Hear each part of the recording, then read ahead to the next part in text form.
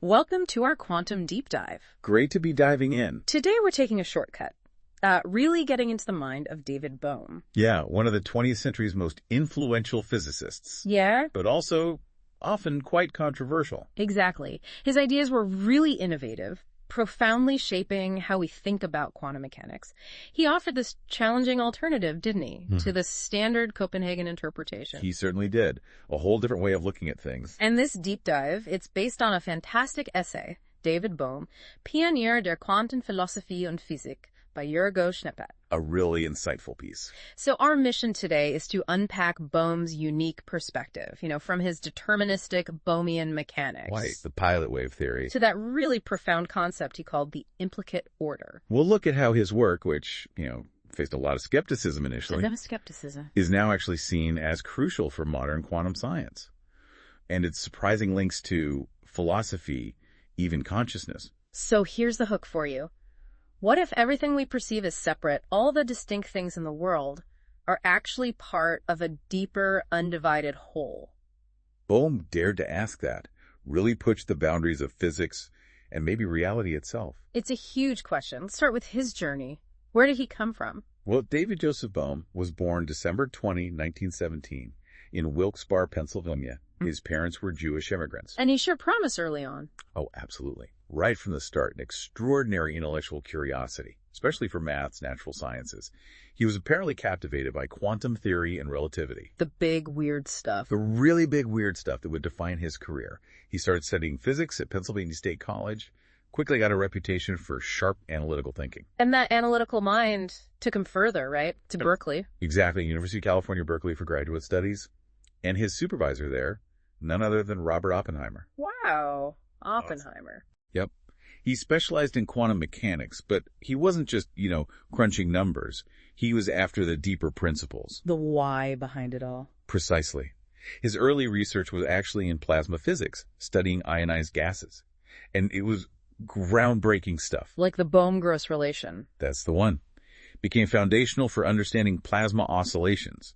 He was already combining experimental insights with really deep theoretical work. So just imagine this for a second. You're being mentored by Oppenheimer, and then you're also debating physics with Albert Einstein. It's quite the lineup, isn't it? Incredible. Oppenheimer was key, fostering that interest in fundamental principles beyond just the math. And meeting Einstein, probably Caltech around that time, was hugely influential. Einstein's skepticism about the Copenhagen interpretation, that definitely resonated with Bohm and shaped his later work. But it wasn't all smooth sailing for him, even early on. No, definitely not. During World War II, he faced political suspicion. Tensions were high. His association with some left-leaning groups caused problems. A foreshadowing of later troubles, unfortunately. Sadly, yes.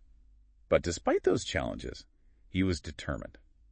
Determined to challenge the status quo in physics. Which leads us right into rethinking quantum reality itself. Okay, let's unpack this.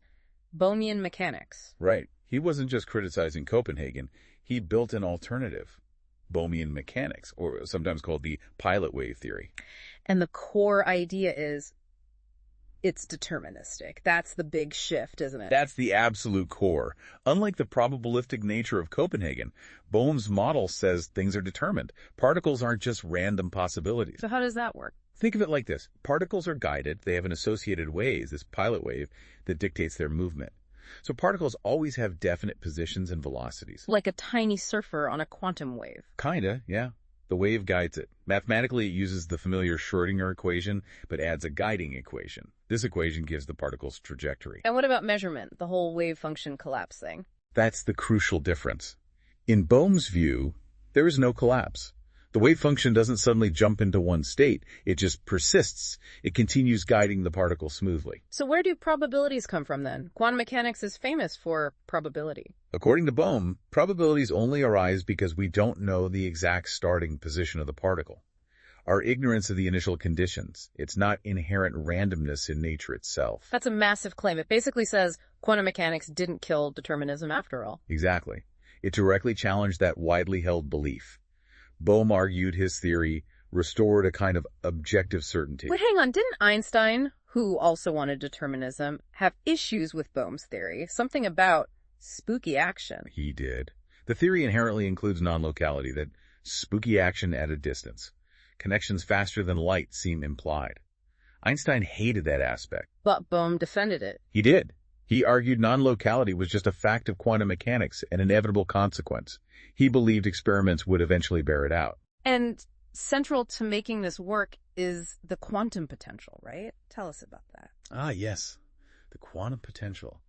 This is fascinating. It's not like a normal force like gravity or electromagnetism. How so? Well, crucially, it doesn't just depend on where the particle is. It depends on the shape of the entire wave function, everywhere, instantly. Wow, okay, so it's inherently non-local. Deeply non-local. And Bohm showed how this quantum potential guides the particle, explaining wave-like behaviors, interference patterns, the double-slit experiment result. Without needing superposition. Yeah. Where a particle is supposedly in many places at once. Exactly. The quantum potential provides the mechanism. So Bohm was trying to give quantum mechanics back a kind of objective reality, a concrete mechanism, even if it meant embracing non-locality. It wasn't just probabilities. There was something doing the guiding. Right, providing a mechanism that Copenhagen just sort of waved away as probabilistic. Pretty much, yes. Okay, here's where it gets really interesting. Entanglement and the EPR paradox. Bohm dove right into that, the famous Einstein-Podolsky-Rosen paradox from 1935. It highlighted that apparent contradiction, instantaneous connection between distant particles if you assumed local reality. How did Bohm tackle it? He used his pilot wave framework and actually simplified the EPR thought experiment. He used a version with entangled spin 12 particles, like electrons. Spin up, spin down, that kind of thing. Exactly. Two particles are linked. Their fates are intertwined. If you measure one particle's spin as up, you instantly know the other is down. No matter how far apart they are. A light year. Doesn't matter. Instantly. Bohm's analysis showed this wasn't just a calculation trick. Measuring one particle genuinely, instantly affects the state described by the wave function guiding the other one. It confirmed this intrinsic non-locality. The very spooky action Einstein was so troubled by. The very same.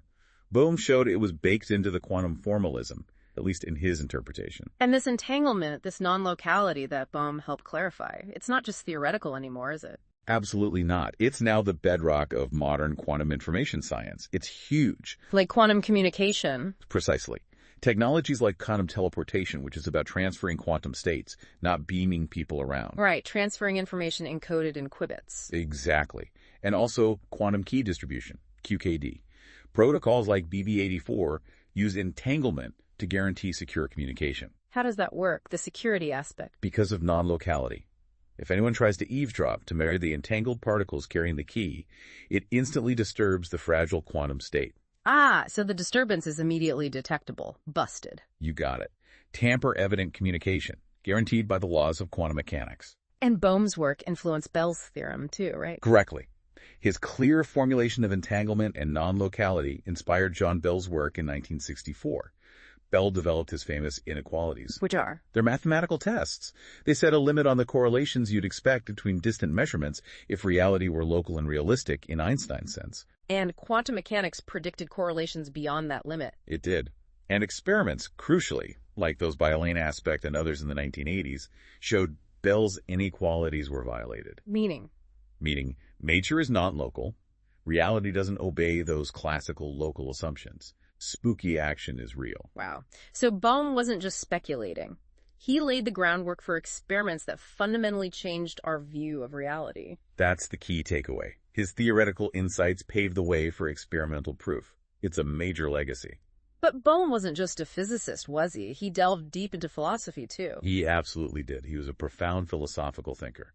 Which leads us to his concept of the implicit Ordnung, the implicate order. Okay, the implicate order. What's the core idea here? It's pretty radical. The idea is that the world we see, the explicit order, all the separate objects and events, is just a surface level. Like ripples on a pond. Sort of. Underneath, Bohm proposed, lies a deeper, undivided, unobservable whole, the implicate order. Everything is fundamentally interconnected and enfolded within this deeper reality. Enfolded? Like a hologram. That's a great analogy he often used. In a hologram, every part contains information about the whole image, just less clearly. Bohm suggests the universe might be like that. What we see as separate is just an unfolding from this deeper interconnected source. And quantum phenomena fit into this. Perfectly, in his view.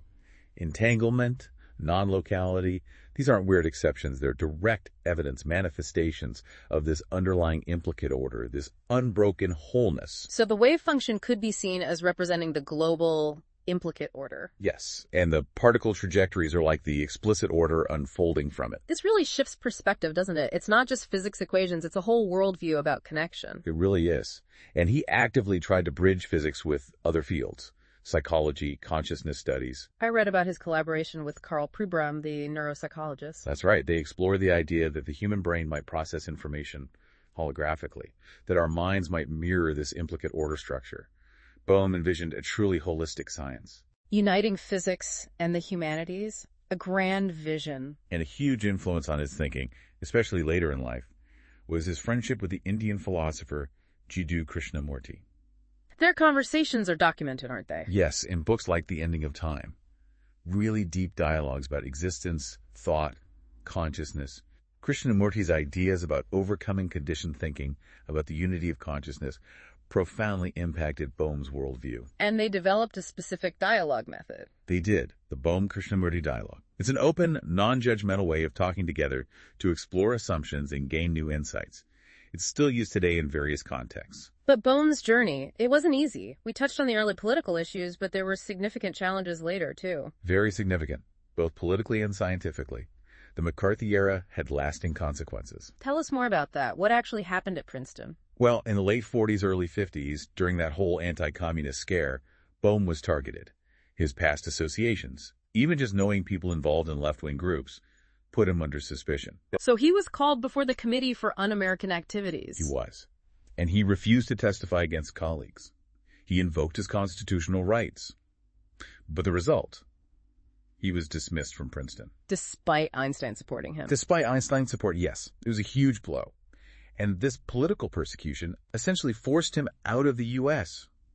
He went to Brazil first, then Israel, eventually settling in the UK. That must have been incredibly disruptive for his career. Terribly disruptive. Constant moves, isolation from the main U.S. scientific community. A huge personal and professional cost. And scientifically, his ideas weren't exactly embraced either, were they? No, not by the mainstream, not for a long time. Bohmian mechanics was often dismissed as unnecessary, maybe speculative. Why, if it explained things? Well, the Copenhagen interpretation is just so dominant and worked well enough for calculations. Bohm's theory didn't, at the time, offer new, testable predictions that differed from Copenhagen. So it was seen as just an alternative interpretation without added experimental value. Largely, yes. And that concept of non-locality, even though experiments later proved it right, was a major sticking point for many physicists. It seemed to clash with relativity, even though technically it doesn't allow faster-than-light signaling. It just felt wrong to many people. It felt deeply counterintuitive, so his work was often sidelined. So what does this all mean for us today? How did things change? Well, the shift really happened after Bohm's death in 1992. It took time. What prompted the reevaluation? Two main things, really. The rise of quantum information science, where entanglement became not just weird, but useful. Right. And, crucially, the experimental proof of non-locality via Bell's theorem tests. Aspects experiments and others? Exactly. Once non-locality was experimentally undeniable, people started looking again at interpretations like Bohm's that took it seriously from the start. So Bohmian mechanics is now seen differently. It is. It's appreciated much more for its conceptual clarity, for providing a consistent, deterministic picture, even if it's non-local. It's a valuable tool for thinking about quantum foundations. And the implicate order. That's gaining traction, too. Cited in fields like neuropsychology, systems theory, people looking for models of interconnectedness. It's bridging science and philosophy in ways Bohm envisioned. Are there practical applications emerging now from his specific theories? Increasingly, yes. In quantum computing, for example, his pilot wave model is sometimes used to model complex quantum systems. It offers a deterministic way to think about optimizing algorithms, maybe even error correction. And nanotechnology. Definitely. That quantum potential concept is proving useful for modeling electron behavior in tiny nanostructures, things like advanced transistors, quantum lasers, spintronics. When you get that small, those quantum effects Bohm described become critical. And, of course, quantum information. It's absolutely fundamental. His work on entanglement underpins so much of quantum communication and cryptography. Secure keys, teleportation protocols. His insights are baked in. It really raises an important question, doesn't it? How often do truly revolutionary ideas face resistance, only to be recognized decades later as foundational. Bohm's story is a powerful reminder of that. Scientific progress isn't always a straight line. Sometimes the most challenging ideas take the longest to be appreciated. So, summing up, David Bohm's journey was one of just incredible intellectual curiosity, right? An unwavering dedication to understanding reality at its deepest level. Absolutely. From his deterministic mechanics to the all-encompassing implicate order, his ideas were controversial, yes, but now they're seen as essential for conceptual insight and for technological progress. His work really compels us, you included, to look beyond just the surface observations, to consider a deeper, interconnected reality. A reality where maybe physics, philosophy, even consciousness aren't so separate after all. They might converge. What new insights could we unlock if we keep exploring those connections? That's something to think about. A profound question indeed. We hope this deep dive has given you a useful shortcut to understanding this true pioneer. We really encourage you to explore the implications of non-locality and that implicate order in your own thinking. And there's a lot to ponder there.